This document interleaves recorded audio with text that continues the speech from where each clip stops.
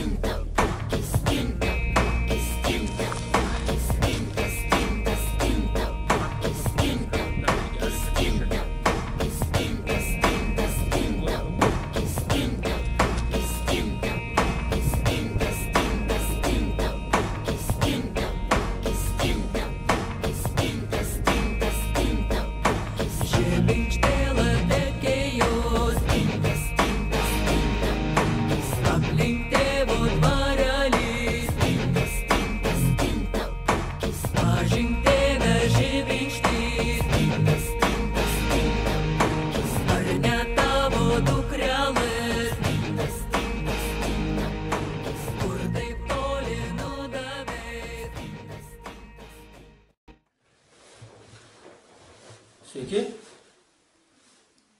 Pagaliau namie. Buvau labai laimingas, kad aplankiau Kuršių marias. Šiuo metu pas mus yra be 15:09. Laiką praleidom gerai. Kažkiek tai pagavom žuvies. Rytoj virtuvė kepės agurkais.